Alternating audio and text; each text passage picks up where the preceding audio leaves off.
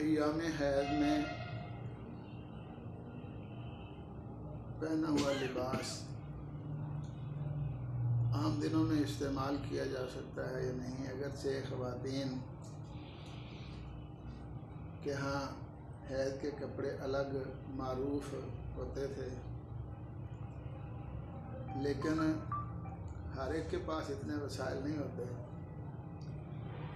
कि वो हर ज़रूरत के लिए अलग लिबास का अहतमाम करें। तो चूँकि मुसलमान के मुतालिक ये ही फरमाया गया है रसूलुल्लाह सल्लल्लाहु अलैहि वसल्लम की तरफ से कि वो पलीद नहीं होता, नजस नहीं होता, इसलिए महज हायज़ा होने की वजह से औरत नजस नहीं होती और ना ही उसका पसीना नापाक होता है।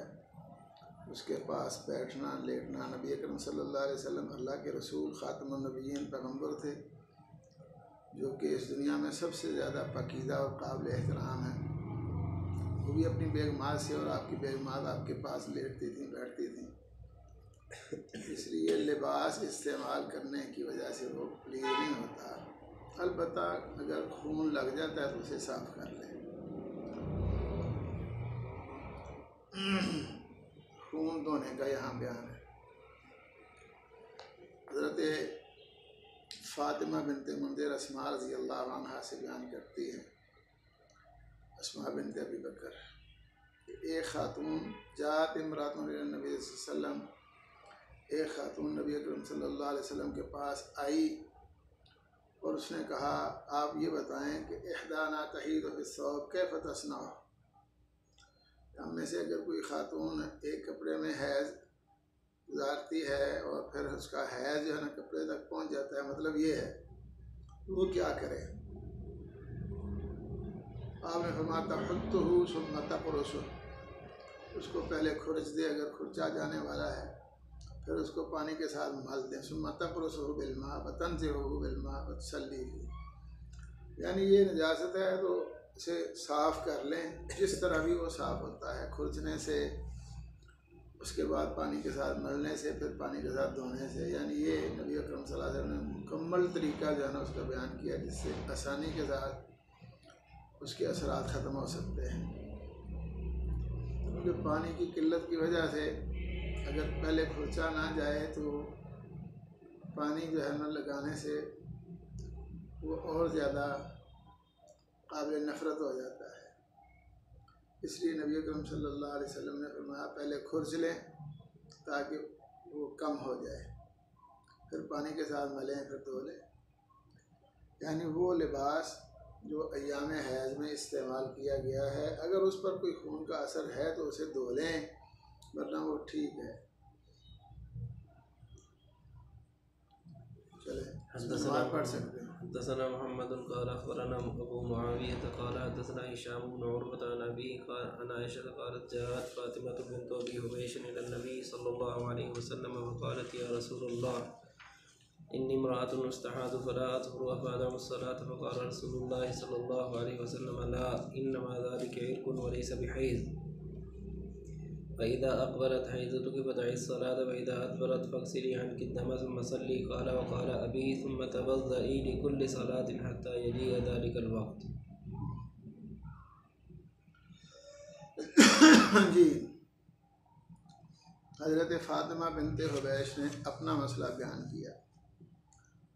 कहा इन्नी इम्रअतुन उस्तहाज़, मैं इस्तिहाज़ा में मुब्तला खातून हूँ, पाक नहीं रह सकती। अफ़अदअु अस्सलात, या मैं नमाज छोड़ दूँ। नबी अकरम सल्लल्लाहु अलैहि वसल्लम ने फरमाया महज इस वजह से कि खून निकलता है, खून निकल रहा है, नमाज नहीं छोड़नी। इन्नमा ज़ालिका इर्क़, जिसे इस्तिहाज़ा कहते हैं, ये एक रग से निकलने वाला खून होता है, वलैसा बिहैज़, ये हैज़ नहीं।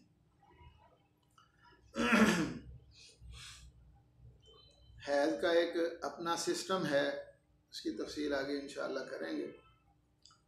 तो बहरहाल नबी अकरम सल्लल्लाहु अलैहि वसल्लम ने फरमाया ये बदन के किसी भी हिस्से से निकलने वाले खून की तरह है, ये हैज़ का खून नहीं है, ना इसके अहकाम हैज़ वाले हैं। इसकी वजह से नमाज छोड़ने की इजाज़त नहीं।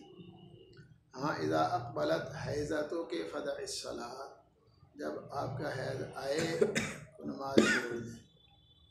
व इज़ा अदबरत फ़ग़सिली अन्की दम, तो जब वो हैज़ का टाइम ख़त्म हो जाए, गुज़र जाए, हैज़ चला जाए, फिर सिर्फ आपने खून धोना है अगर लग जाए तो। भी अगर लगा हुआ हो तो वरना की ज़रूरत नहीं है। फ़ग़सिली अन्की दम, तो आप खून धोएं और नमाज पढ़ें।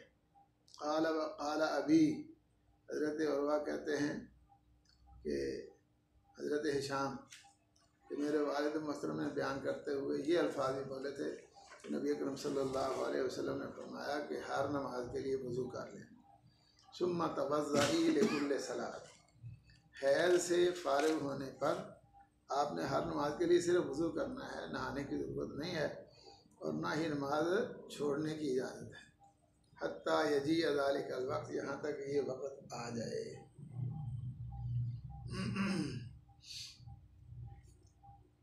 ज़ालिकल वक्त भी पढ़ सकते हैं। मतलब ये है कि खून है, चाहे हैज़ का खून हो, चाहे बदन के किसी आम हिस्से से निकले, बस उसको धोना है, चाहे बदन को लगे या कपड़े को। तो इससे ज़्यादा इसके लिए कोई बात नहीं है कि कपड़े को खून लग गया और ख़त्म, कपड़ा इस्तेमाल नहीं कर सकते हैं जी। टूटता भी नहीं। वज़ू तो बताया ना, हर नमाज के लिए वज़ू करें, लेकिन बदन के आम हिस्से से निकलने वाला खून जो है ना, उससे नहीं टूटता। ये चूँकि सबीलैन में से एक से खारिज होता है, इसलिए इसकी वजह से टूट जाता है। हर नमाज के लिए अलग वज़ू करना। अब आजकल लोग जो है ना ये पूछते हैं कि किसी को औरत को पैम्पर लगा हुआ है, किसी को वो लगा देते हैं। अब पखाना का मसला है, तो मसलसल या पेशाब की नाली लगी हुई है, तो इस वजह से नमाज छोड़ने की कोई इजाज़त नहीं है। बाकी ज़ाहिरी बदन और जो है लिबास वो ठीक है, साफ़ हो, और अगर कहीं वो कोई ऐसी इज़्तिरारी कैफियत हो कि कंट्रोल में ना हो तो फिर उसमें भी कोई हर्ज नहीं है। इस तरह किसी को मुसलसल पेशाब की तकलीफ़ हो, कहीं हवा खारिज होती रहती है मुसलसल, इसी तरह किसी को जाना ही लगा हुआ, बैग लगाया हुआ है पेशाब या बहाने का, कोई नमाज पढ़े नमाज के वक़्त में।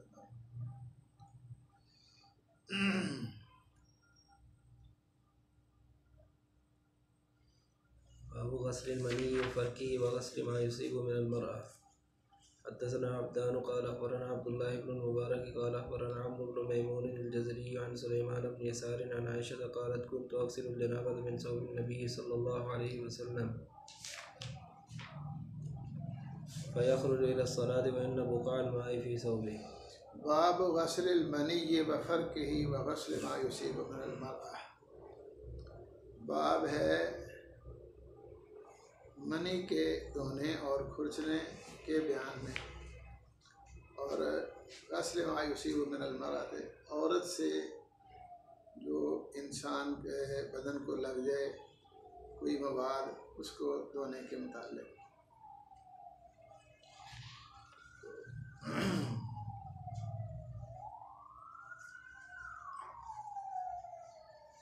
चूँकि इसके मुतालिक फ़ुक़हा में इख्तिलाफ़ पाया जाता है, इसके नजस या गैर नजस होने के मुतालिक। ज़ाहिर है अमूमन इख्तिलाफ़ कहीं ऐसी सूरत में ही होता है या ऐसी जगह पर या ऐसे मसला में जहाँ कोई वाज़े दो टोक क्लियर बात ना हो। करने वाले तो हर जगह पर कर लेते हैं इख्तिलाफ़, लेकिन बहरहाल जब दो टोक क्लियर बात हो तो हाँ इंसान थोड़ा सा झिझकता है, शर्माता है और बचता है। लेकिन जहाँ बात क्लियर ना हो वहाँ फिर इंसान जज्बाती बातें भी करने लग जाता है। तो कुछ लोग इसके नजस होने के कायल हैं और कुछ कहते हैं कि ये नजस नहीं। तो इस वजह से इसके मुतालिक हुक्म भी मुख्तलिफ है। नबी अकरम सल्लल्लाहु अलैहि वसल्लम के मुतालिक हज़रत आयशा रज़ी अल्लाह अन्हा ने दोनों बयान पेश किए हैं। धोने का भी और सिर्फ खुरचने का भी। तो बाद लोगों का मौक़िफ़ यह है कि ये नजस है ही नहीं, जैसा कि हज़रत इमाम शाफ़ी रहमहुल्लाह और दीगर मुहद्दिसीन का मौक़िफ़ यही है कि ये पलीद नहीं है, नजस नहीं। अलबत्ता धोना जो है ये एक इस्तेहबाबी अमल है, बेहतर ये है धो लिया जाए, लेकिन फ़र्ज़ नहीं। और गस्ल और फ़र्क में कोई तारुद नहीं है, खुर्च लेना काफ़ी है और धोना मुस्तहब है। लेकिन हज़रत इमाम अबू हनीफ़ा रहमहुल्लाह का मौक़िफ़ ये है कि ये है नजस, लेकिन तर हो तो उसको धोना चाहिए, खुश्क हो तो उसको खुर्च लेना काफ़ी है। और बाद का मौक़िफ़ ये है कि इसको खुर्चना काफ़ी नहीं। इस तरह के खून को नबी अकरम सल्लल्लाहु अलैहि वसल्लम ने खुर्चने का भी हुक्म दिया, फिर उसको पानी के साथ मलने और धोने का हुक्म दिया। उसी तरह ही ये भी है। हज़रत इमाम मालिक रहमहुल्लाह का मौक़िफ़ ये था कि उनको चूँकि खुर्चने वाली हदीस मिली ही नहीं, इसलिए वो कहते थे कि इसको धोना ही ज़रूरी है। जबकि बाद लोगों का ये मौक़िफ़ है कि पानी के साथ मलने को ही खुरचने से ताबीर किया गया है, लेकिन बात ऐसे नहीं है। हज़रत आयशा रज़ी अल्लाह अन्हा के मुतालिक सहीह इब्न खुज़ैमा में ये बात मिलती है कि वो कहती हैं कि अगर तर होती थी तो घास के साथ उसको कपड़े से साफ करती थी और खुश्क होती थी तो उसको खुर्च लेती थी। तो ये बिल्कुल वाज़ेह अल्फाज भी आते हैं कि कुन्तु अरुक्कुहु याबिसन बिज़ुफ़ुरी मिन सौबि रसूलिल्लाह सल्लल्लाहु अलैहि वसल्लम। तो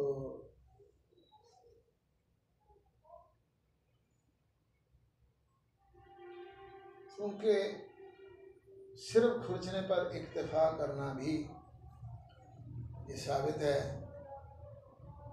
तो इसको नजस करार देने वाले लोग भी मानते हैं कि सिर्फ खुर्चना काफ़ी है, जैसा कि इमाम अबू हनीफा रहमहुल्लाह का मानना।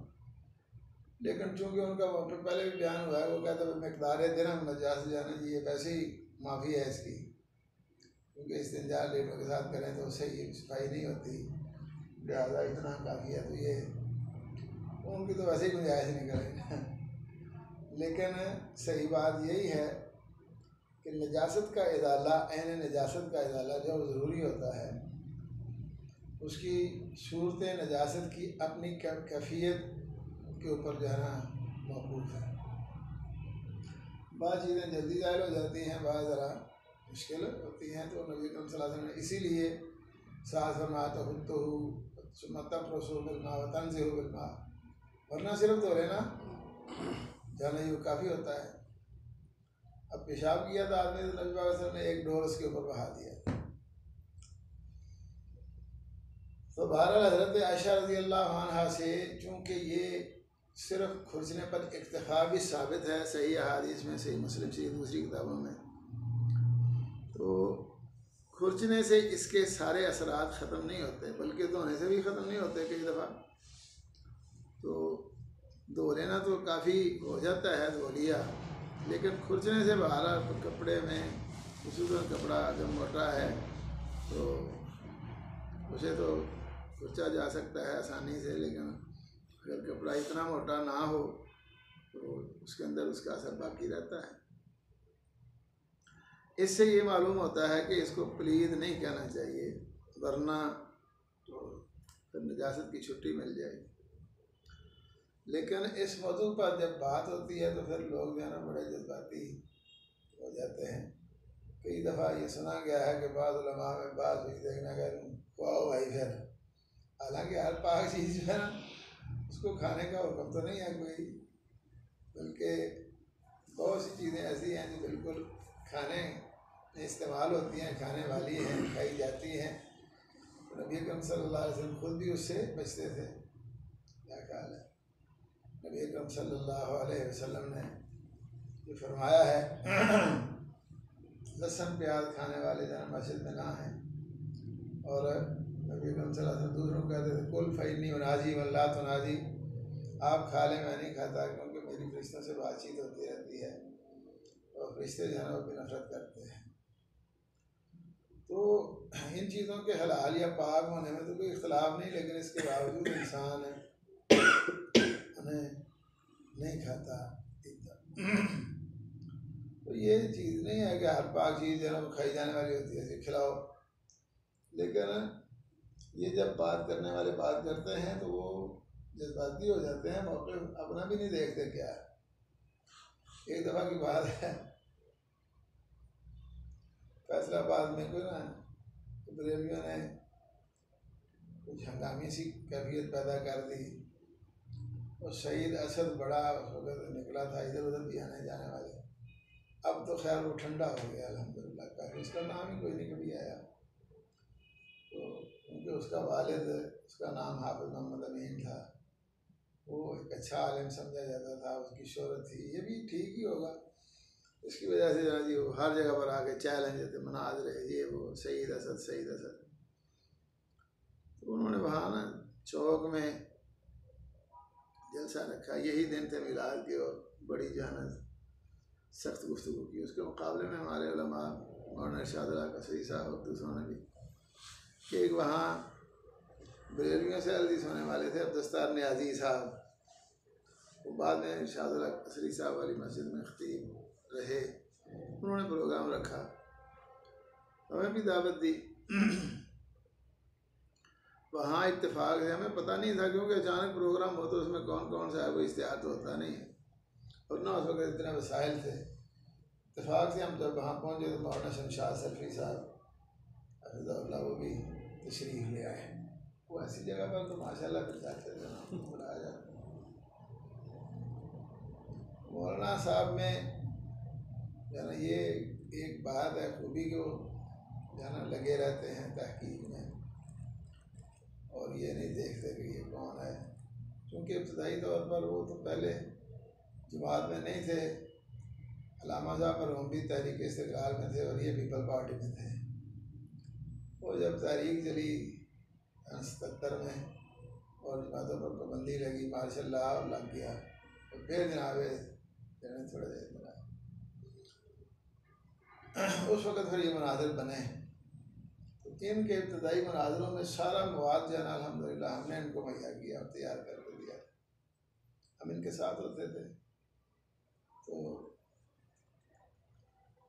इसलिए बड़ा करीबी ताल्लुक़ रहा अल्हम्दुलिल्लाह। तो वो मुझे कहने लगे, हाफिज़ साहब आज तो हम आपको ना शेखुपुरा तक तंग करेंगे। उठे बैठे आप ये बताएं, देखो आपको पता है हम जवाब तो माशाल्लाह दे ही देते हैं। बड़ा खूबसूरत होता है उनका जवाब तो आप जानते हैं। वो परवेज कहता है मुंडे के पास चाबी है कमरे की, मोटरसाइकिल तो जरा दिन चाबी लेके आता है।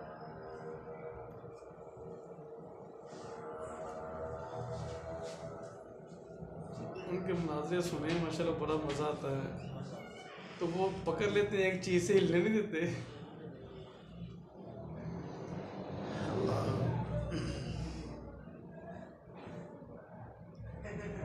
वो ना एक रफ़ी उद्दीन का मुनाजरा था, उसमें वो कह रहा है कि आप इसमें ठीक है से बुखारी की हदीस थी कि रफ़ी उद्दीन किया है अल्लाह के नबी सल्लल्लाहु अलैहि वसल्लम ने, हम भी मानते हैं, लेकिन हम आखिर की दिखाएं। कहते हैं कान यरफ़ो लिखा हुआ है, माजी इस्तिमरारी का सीगा बार बार करते थे। तो मैं तुम्हें दलील दे रहा हूँ, वो उन्होंने ऐसा उसे पकड़ा है, तो वो जनाब हक्का पक्का रहेगा, नहीं चल सका। वो मैंने चलना नहीं देना, तुमने दलील दी है ना, जवाब दे मुझे इसका। वो अल्हम्दुलिल्लाह बंदे भी हदीस हो गए उसमें से।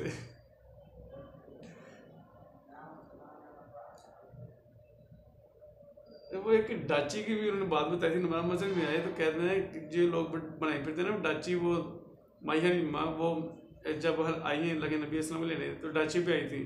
मैंने सारी तहकीक मुझे गद्दी नज़र आई है।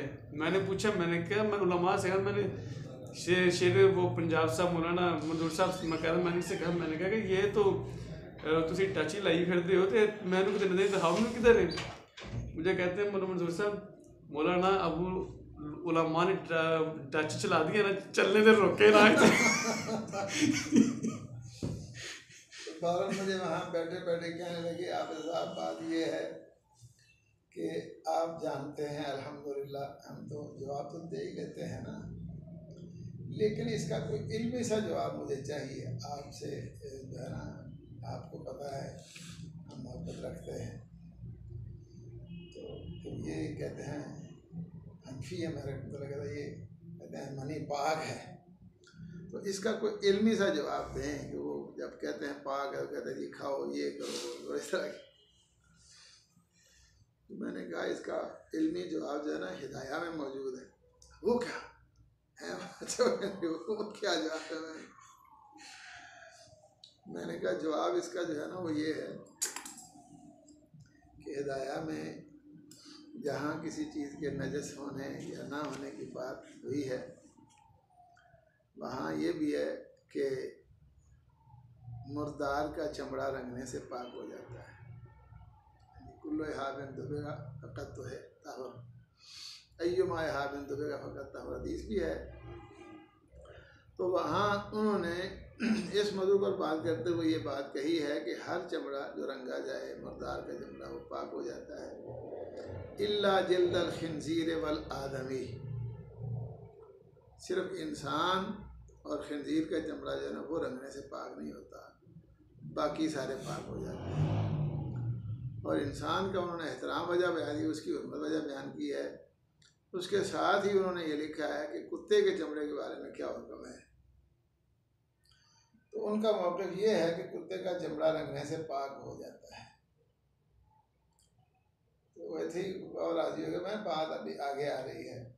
उन्होंने लिखा है हिदाया में कि लैसल कल्बु बिनजसिल ऐन, कुत्ता नजसुल ऐन नहीं है, इसलिए इसका चमड़ा रंगने से पाक हो जाता है। और मैंने कहा उससे आगे उन्होंने ये लिखा है कि जिस जानवर का चमड़ा रंगने से पाक हो जाता है अगर उसे ज़बह कर लिया जाए, चाहे वो राम जानवर है, तो उसका चमड़ा ज़बह करने से ही पाक हो जाता है।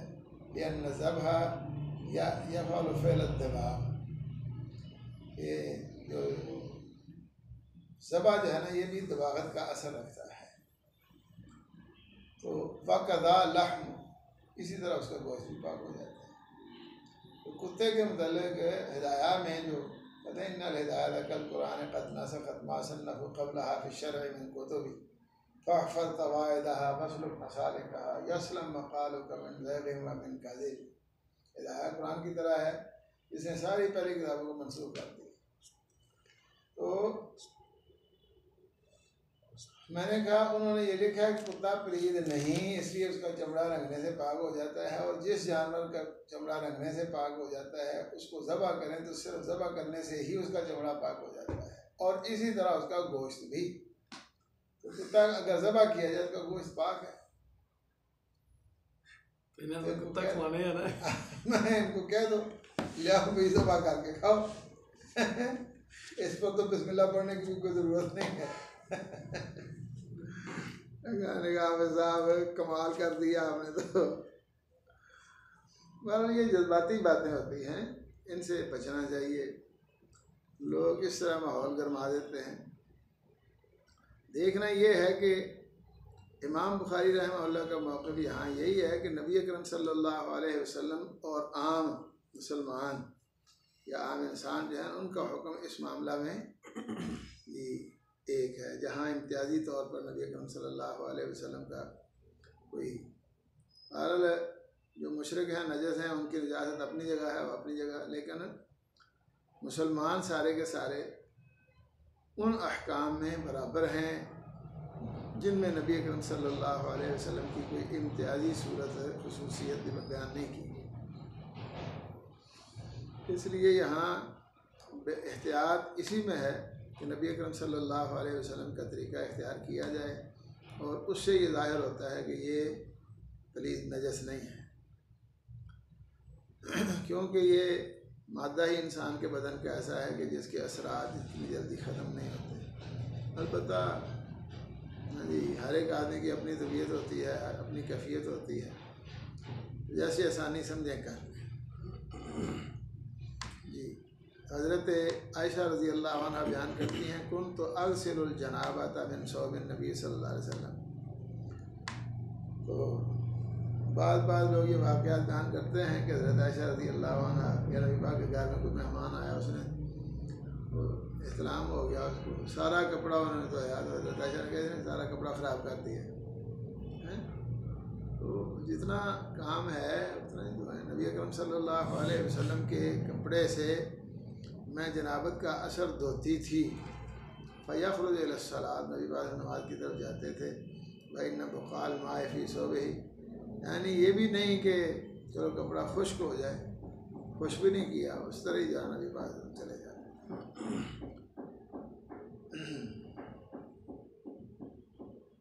चलो हदसना क़ुतैबा क़ाल हदसना यज़ीद क़ाल हदसना अम्रु अन सुलैमान बिन यसार क़ाल समिअतु आयशा हदसना ये 4 मरतबा दिए, यहाँ पहली मरतबा दी बोली है, फातिमा वाली जो है ना 5 मरतबा।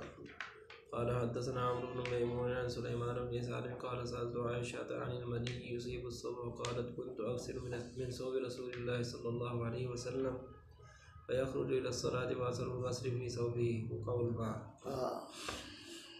असल में बातें जो है ना ये नबी अकरम सल्लल्लाहु अलैहि वसल्लम की मैं जो समझता हूँ वो ये है कि नबी अकरम सल्लल्लाहु अलैहि वसल्लम हमेशा तक के लिए हर ज़माने और हर इलाके के हर किस्म के लोगों के लिए रहनुमा थे। इसलिए नबी अकरम सल्लल्लाहु अलैहि वसल्लम ने तमाम वो हालात जो किसी को मुमकिन सूरत में पेश आ सकते हैं उनकी रहनुमाई कर, वरना अब हम देखें तो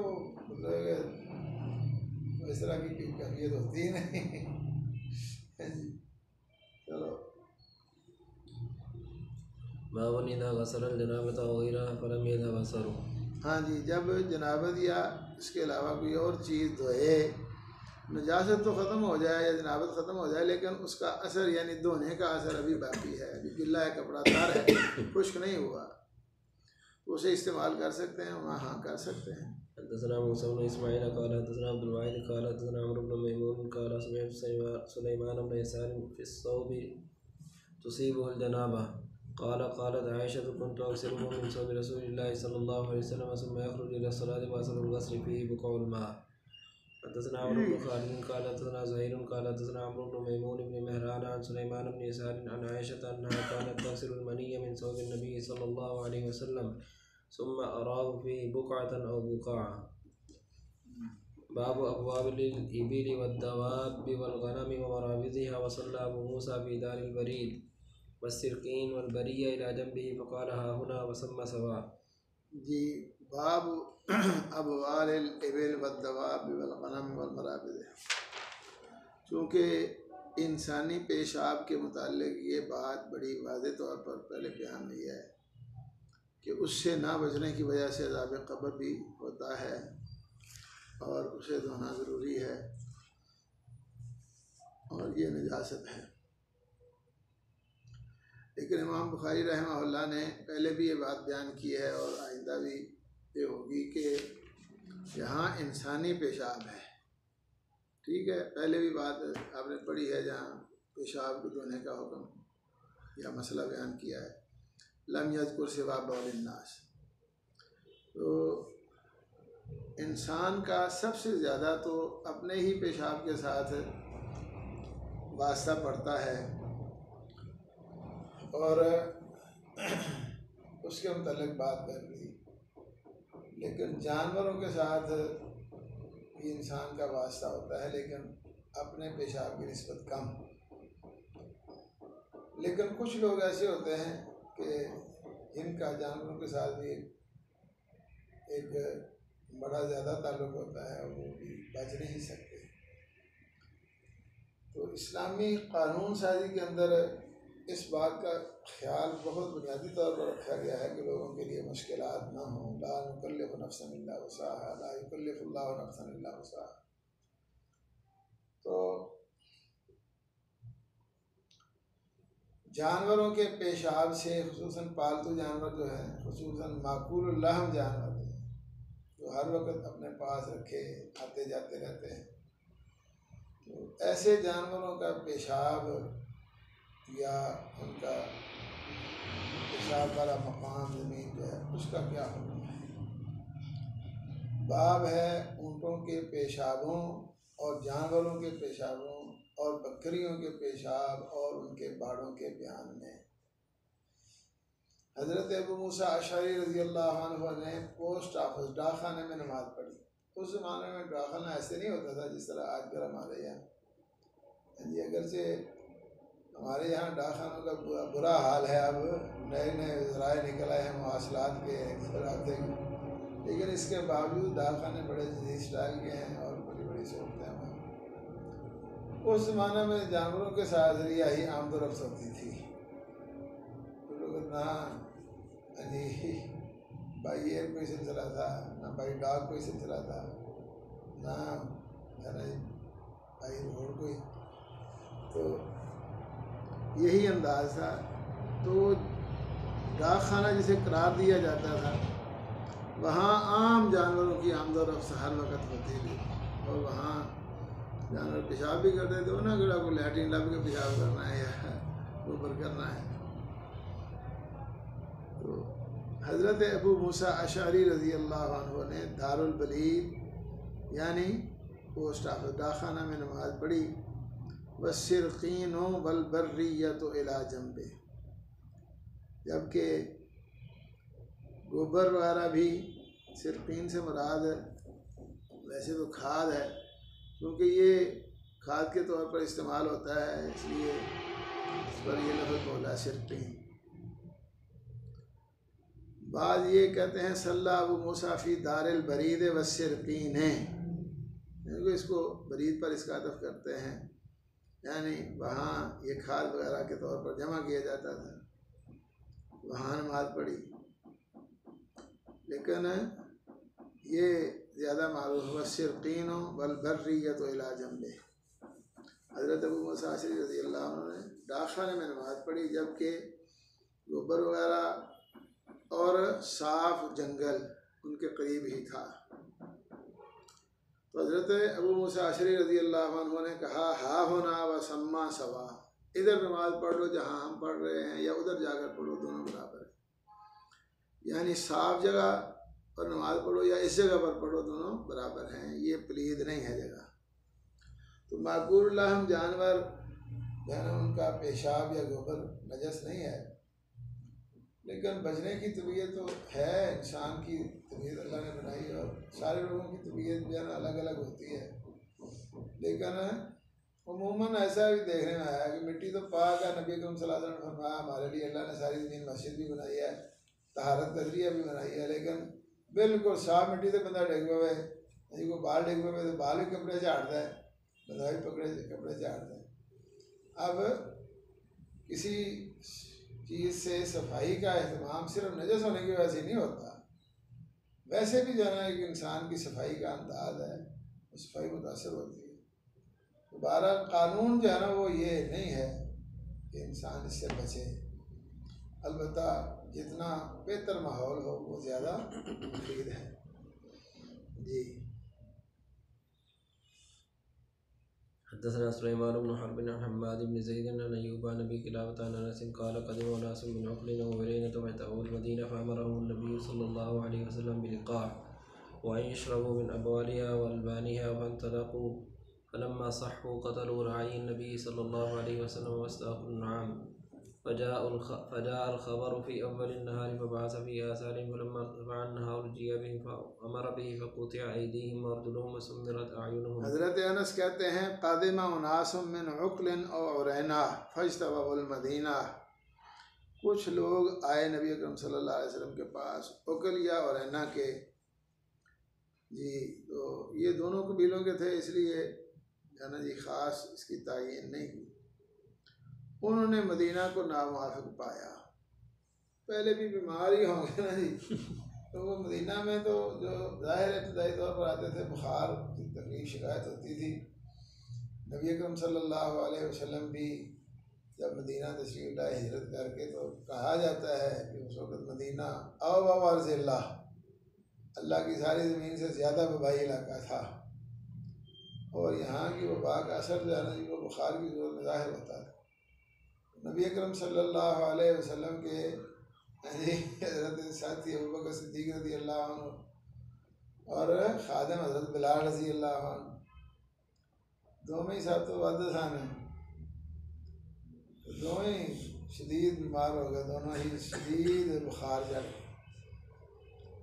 हज़रत अबू बकर सिद्दीक़ रज़ी अल्लाह अन्हु भी परेशान हो गए और जब बुखार थोड़ा सा कम होता कुछ होश आती तो फिर कहते कुल्लु मरिइन मुसब्बहुन फी अहलिही वल मौतु अदना मिन शिराके नालिही। हर शख्स को सारे लोग सुबह सुबह बिल खैर कहते हैं, उसको सुबह बिल खैर सारे सुबह सुबह खैर की खबर सुनाते हैं, लेकिन मौत उसके जूते के तस्मे से भी ज़्यादा करीब है। कोई पता नहीं बिगड़े भावें किनिया दुआ पे करो, टाइम तो नहीं डलता, ये तो बात है। और हज़रत बिलाल रज़ी अल्लाह अन्हु वो कहते आवाज़ बुलंद करते और कहते अला लैता शिअरी हल अबीतन लैलतन व हौली बिबादिन व हौली इज़खिरुन व जलीलु व हल अरिदन यौमन मियाह मजन्नतिन व हल यब्दुवन ली शामतुन व तफीलु। तो मक्के के पहाड़ थे शामा तो फिर पहाड़ों के नाम ले लेकर होते हैं। आवाज़ बुलंद की कि हाँ काश के मुझे मालूम हो जाए, मुझे पता चल जाए कि मैं गुजार सकूँगा कोई रात ऐसी वादी में कि मेरे करीब इज़खिर और जलील बूटियाँ, ये मक्के में पाए जाने वाले घास की और वहाँ की पाई जाने वाली बूटियों का नाम ले रहे हैं। हाल आरदन यौम मियाह मजन्नतिन हाल यब्दुन ली शामतुन व तफीलु। और मुझे पता चल जाए कि क्या मैं पहुँच सकूँगा किसी दिन मजन्ना के पानियों पे, और क्या मैं देख सकूँगा, ज़ाहिर होंगे मेरे सामने शामा और तफील। नबी अकरम सल्लल्लाहु अलैहि वसल्लम दुआ यारां दी बात सुन के परेशान हो गए और आपने फिर दुआ की अल्लाहुम्मा अहबिब इलैनल मदीनता का हुब्बिना मक्का फनकुल हुम्माहा इला जुहफा। अल्लाह हमारे लिए हमारे दिलों में मदीना की मोहब्बत भी मक्के जैसी बना दे और यहाँ का बुखार जो है इसको जुहफा में मुंतकिल कर दे, किसी और जगह पर ले जाए। तो ये दुआ कबूल हो गई, लेकिन इसके बावजूद जो है ना सलात बाकी थे। तो एक बाबा बुजुर्ग आया ना, मुसलमान हुआ, नबी अकरम सल्लल्लाहु अलैहि वसल्लम को उन्होंने कहा कि मैं हिजरत करना चाहता हूँ। नबी अकरम सल्लल्लाहु अलैहि वसल्लम फरमाया बैहका नशान अल हिजरा शदीद, हिजरत करने का धोखा काम नहीं है, बड़ा औखा काम है। इस वास्ते क्या आपका कारोबार बताया कि बकरियाँ चराता, आपने फरमाया फामल में मराइल बिहार फ़ैन अल्लाह अलैहि तेरा का बिन अमल का शया, वो वहीं रहकर आप अपना काम करें, बकरियाँ शकरियाँ चरवाएँ, आपका कोई अमल ज़ाहिर नहीं होगा। तो वजह उसकी ये थी कि उसका इलाका इस्लामी रियासत का हिस्सा था, इसलिए आपने कहा हिजरत जो है ना कि ना करें, आप हिजरत की ज़रूरत नहीं। जब मक्का फतह हो गया तो आपने फरमाया था ला हिजरत